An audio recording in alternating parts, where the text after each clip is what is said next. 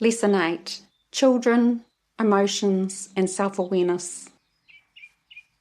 As your mother, I promise you that I will always be in one of three places: in front of you to cheer you on, behind you to have your back, or next to you so that you aren't walking alone. The way we talk to our children becomes their inner voice. Peggy O'Mara. One of the biggest aha moments I had during my research is regarding how our brain develops, especially in the early stages of infancy through to adulthood. You cannot expect a child to be responsible like an adult. It is impossible. A child's brain is not fully developed until approximately 28 years of age. For example, I never knew children up until about 8 or 10 personalise everything. They feel everything. They do not have the capacity to think logically. They are biologically wired to act and feel first. Understanding this makes it clear that we cannot stuff values down children's throats. They can only learn in ways that take their cognitive and emotional capacities into account. The facts are, the emotional brain develops before the thinking brain. We are biologically wired to feel and act before we think. Real full-fledged thinking comes last, emotion comes first. Emotion is primary. I want to share an example that I had a few years ago with my son, who was 6 years old at the time.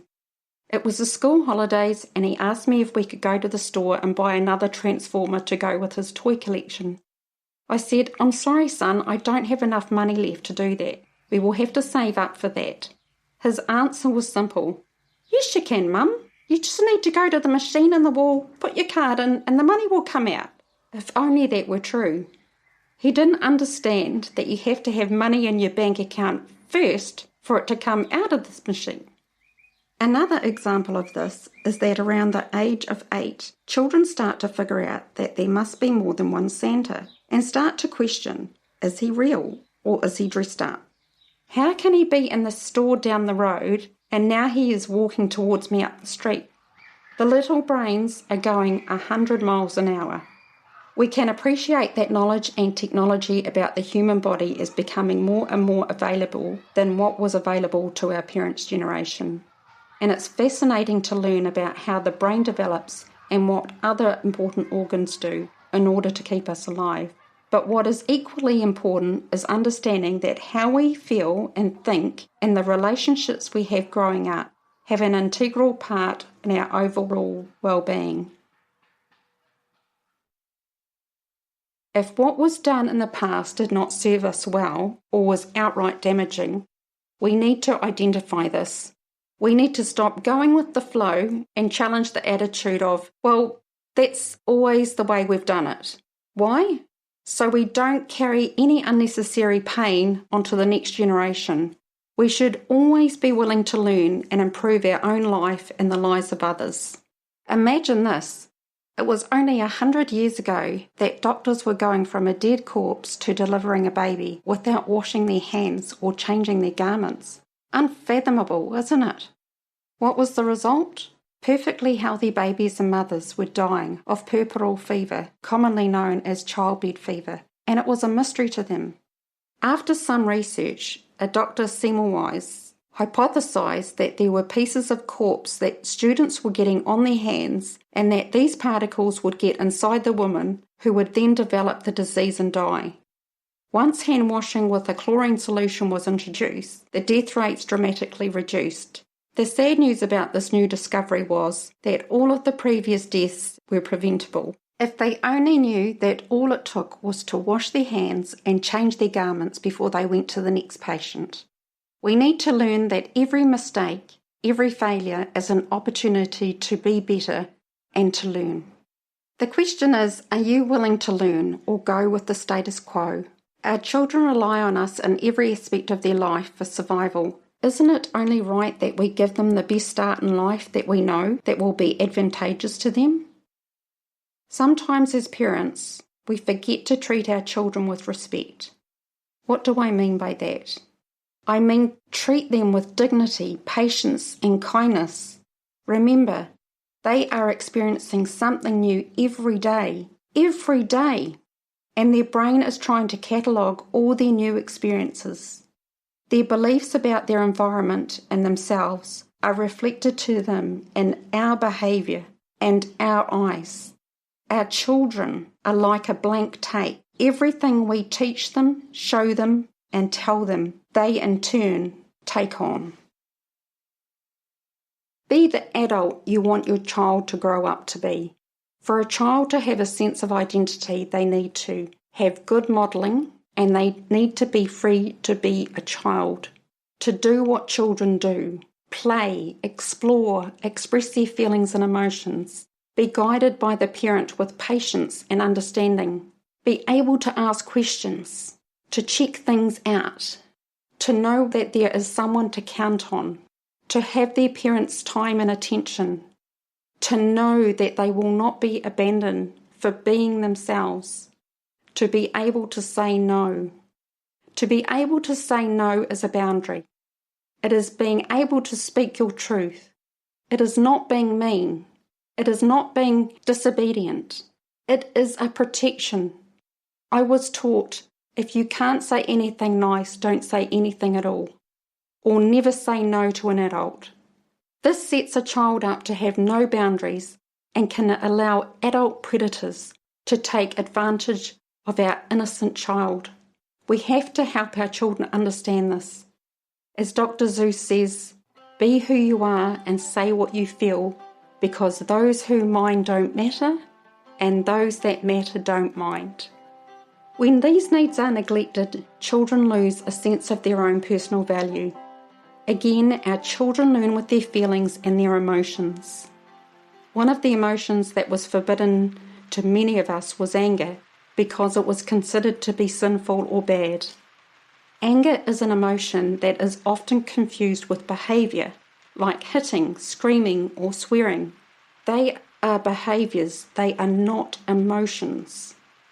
Anger is an energy, and a child does not know how to say, I'm angry. They feel these emotions as an energy. They may experience feeling hot or flustered, or that their heart is racing. They feel different, but they don't have the words to explain what it is. So they need you as the adult to help them regulate this feeling. The danger is, if a child gets angry and then you get angry, you are then telling the child that their feelings are unacceptable, and they feel shame and blame themselves. So here is what you do and how you do it. Little Lucy is feeling angry and starts stamping her feet. Acknowledge this. How do we do this? Stop whatever it is you're doing. Give her your full attention. Pause and get down on her level. See her, understand her, and validate her. Talk kindly and slowly. Allow her to respond to each of these statements. I can see that you are really upset. I can hear the pain in your voice. I understand that this must be. It's okay to feel this way. What are you afraid of? Where do you feel it? This shows love, compassion, and validation. If children have to suppress their emotions, they are denying an aspect of themselves, and don't ask to hug them until they are ready. Children have every right not to handle their emotions. They just can't. They can't regulate them. They are children. They need you, the parent, the adult, to help regulate them. We need to let the child feel the anger and then talk about what made them angry, not the other way around. Anger is the energy. If we don't do this, the anger presents itself as an act of anger in waves of screaming, violence, throwing, biting, because the child is frustrated and they have been shamed for their emotion. Our emotional needs are like our biological needs. We need to be understood, to be listened to be who we are, to know that we matter, and to feel loved. In the following story, I share an example of what this looks like.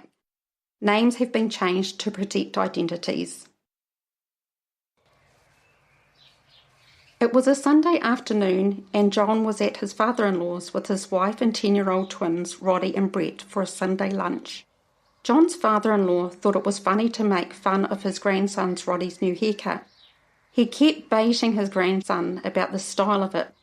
John could see his son was feeling upset, so he took his son aside and said, "Roddy, I can see you're getting angry and getting upset. You need to tell your grandfather that he's making you angry. Why and how? Because if you don't, he will think that it is acceptable to keep talking to you like this. He will keep giving you a hard time. So when you go back to the table, tell him what he is doing and why it is making you angry." John went on, "But tell him after you have explained what is happening to you that you love him. Do you love him, Roddy?" He said that he did. Well, it is important to tell him that after you have told him why and how you are feeling like this. So Roddy told his grandfather how he was making him feel, and his grandfather burst into tears and hugged Roddy and has never baited him again. By acknowledging his son's feeling, he taught him a valuable lesson, and the outcome was wonderful. What were the 4 steps? 1. To be understood and heard by his dad. 2. Having his dad guide him on how to handle the situation. 3. The granddad respecting his grandson's feeling and for speaking up. 4. Being vulnerable and speaking his truth brought him closer to his grandfather and at the same time did so much for his self-esteem. It was never the granddad's intention to hurt his grandson, but when he realised that his mocking his grandson upset him, he apologised. That is what love is. Acknowledging the emotions and feelings of others, whether they are an adult or a child. Now just imagine for a second how else this could have played out in a negative way. 1. Dad tells Roddy to harden up. 2. Roddy gets angry and yells at his dad for not understanding him. 3. His dad yells back, "Don't talk to me like that." 4. The grandfather coming out to see what all the commotion is about, seeing his son and grandson fighting when they should have been having a lovely relaxing meal together. 5. Roddy screaming at his grandfather, "You hurt my feelings." 6. The grandfather being dismissive and saying, "Is that what all the commotion is about?" 7. Dad tells Roddy to apologise to Granddad for yelling at him. 8. Roddy says no. 9. Dad gives Roddy a whack across the head for talking back. 10. Roddy cries and runs off and says he never wants to come back to his grandfather's house again. You could cut the atmosphere with a knife. See the drama that was created? The question is, who benefited from that response? No one. In comparison, the first way that ended in cuddles and joyful tears, or the second option that ended in family disharmony. Which one would you prefer? When we can manage our emotions, we teach our children to co-regulate and grow up to be adults that don't suffer from self-consciousness, which is shame-based. Emotions are not dangerous. Our body is designed to feel everything and meet the emotion. Many are confused to hear this because this is what most of us experienced. If experiencing emotion was shamed, if you were mocked, judged, or ridiculed, or ignored when you expressed a particular emotion, you internalise this to mean that you are the problem. Whatever the emotion, it becomes attached to toxic shame. You may then exhibit the emotion less or distance yourself from it. From Ultimate You by Remy Sharon Pearson. Emotional expression allows greater connection with self and others, and last but not least, it avoids unnecessary health issues or family disharmony that are being linked to suppressing our emotions and needs or living in a constant state of shame or fear. One of the biggest mistakes as a human race is being fearful of our emotions.